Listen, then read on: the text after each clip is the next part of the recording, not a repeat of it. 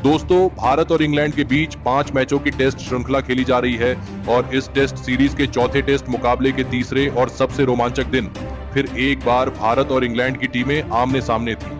इस रोंगटे खड़े कर देने वाले तीसरे दिन भारतीय टीम ने अपने 219 रनों पर 7 विकेट के दूसरे दिन के स्कोर से आगे खेलना शुरू कर दिया। जहां पर ध्रुव जुरेल 30 रन बनाकर बल्लेबाजी कर रहे थे, तो वही कुलदीप यादव भी अनमोल 17 रन बनाकर उनका साथ निभा रहे थे। और फिर इस तीसरे दिन ध्रुव जुरेल और कुलदीप यादव की इस जोड़ी ने भारतीय पारी को आगे बढ़ाया और फिर देखते ही देखते दोनों के बीच अर्धशतकीय साझेदारी भी पूरी हो गई। ध्रुव जुरेल और कुलदीप यादव की यह जोड़ी इंग्लैंड की टीम को बहुत ही ज्यादा परेशान कर रही थी। ध्रुव जुरेल और कुलदीप यादव ने मिलकर अपनी टीम को 253 रनों तक पहुंचा दिया था। दोनों की साझेदारी 76 रनों की हो चुकी थी, लेकिन फिर तभी गेंदबाजी पर आए जेम्स एंडरसन ने गजब की बल्लेबाजी कर रहे कुलदीप यादव को क्लीन बोल्ड कर दिया।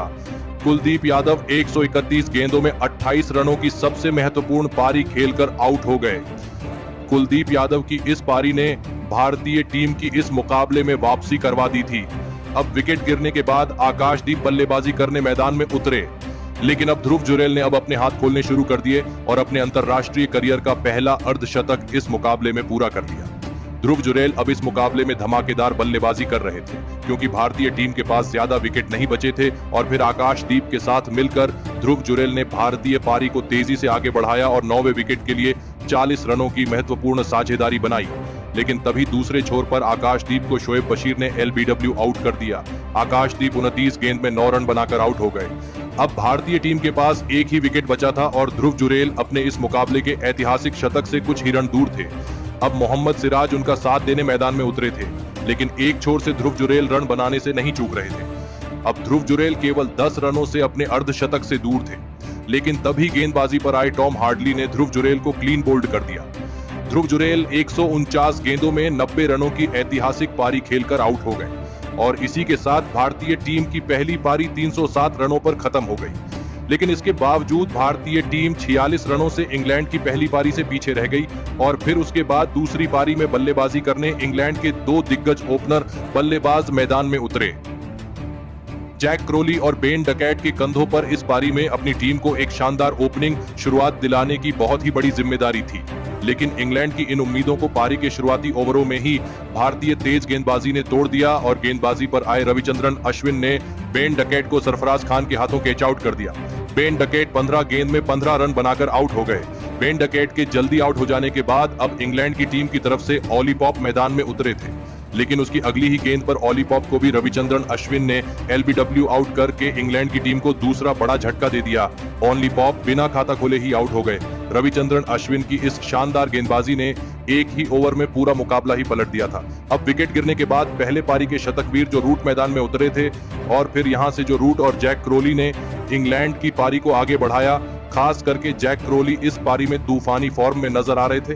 वह आसानी से भारतीय गेंदबाजी पर रन बना रहे थे, लेकिन दूसरे छोर पर सेट हो चुके जो रूट को इसी बीच रविचंद्रन अश्विन ने एलबीडब्ल्यू आउट कर दिया। बेहतरीन फॉर्म में चल रहे जो रूट 34 गेंद में 11 रन बनाकर आउट हो गए। रविचंद्रन अश्विन ने अकेले के दम पर इंग्लैंड के टॉप के बल्लेबाजों की धज्जियां उड़ा दी थी, लेकिन अब विकेट गिरने के बाद जॉनी बेयरस्टो मैदान में उतरे और फिर यहां से जॉनी बेयरस्टो और जैक क्रोली ने इंग्लैंड की पारी को संभाला और इंग्लैंड की पारी को तेजी से आगे बढ़ाया। तो वहीं इसी बीच जैक क्रोली ने अपना इस मुकाबले का शानदार अर्धशतक भी पूरा कर लिया। जैक क्रोली और जॉनी बेयरस्टो ने मिलकर इंग्लैंड की टीम को 110 रनों तक पहुंचा दिया था, लेकिन तभी गेंदबाजी पर आए कुलदीप यादव ने सेट हो चुके जैक क्रोली को क्लीन बोल्ड कर दिया। जैक क्रोली 91 गेंदों में 60 रनों की शानदार पारी खेलकर आउट हो गए। जैक क्रोली का विकेट भारतीय टीम के लिए एक सबसे बड़ी सफलता थी। अब इंग्लैंड की टीम पूरी तरह इस मुकाबले में दबाव में दिख रही थी। अब इंग्लैंड के कप्तान बेन स्टोक्स मैदान में उतरे थे, लेकिन कप्तान बेन स्टोक्स को भी कुलदीप यादव ने क्लीन बोल्ड कर दिया। इंग्लैंड के कप्तान बेन स्टोक्स सिर्फ 13 गेंद में 4 रन बनाकर आउट हो गए। इंग्लैंड की टीम ने देखते ही देखते अपनी आधी टीम को 120 रनों पर खो दिया था। अब बेन फॉक्स बल्लेबाजी करने मैदान में उतरे थे, लेकिन तभी दूसरे छोर पर बल्लेबाजी कर रहे जॉनी बेयरस्टो को भी रविंद्र जडेजा ने रजत पाटीदार के हाथों कैच आउट कर दिया। जॉनी बेयरस्टो 42 गेंद में 30 रन बनाकर आउट हो गए। भारतीय स्पिन गेंदबाजी के सवालों का जवाब इंग्लैंड के बल्लेबाजी के पास नहीं था। अब विकेट गिरने के बाद टॉम हार्डली बल्लेबाजी करने मैदान में उतरे, लेकिन गेंदबाजी डाल रहे कुलदीप यादव एक अलग ही फॉर्म में जा चुके थे और फिर पारी के 41वें ओवर में कुलदीप यादव ने टॉम हार्डली को भी सरफराज खान के हाथों कैच आउट कर दिया। टॉम हार्डली 25 गेंद में 7 रन बनाकर आउट हो गए। तो वही अपनी इसी ओवर में नए बल्लेबाज ओली रॉबिन्सन को कुलदीप यादव ने एलबीडब्ल्यू आउट करके इंग्लैंड की टीम को 8वां बड़ा झटका दे दिया। ओली रॉबिन्सन तो बिना खाता खोले ही आउट हो गए। इंग्लैंड की टीम अब एक बड़ी मुसीबत में थी।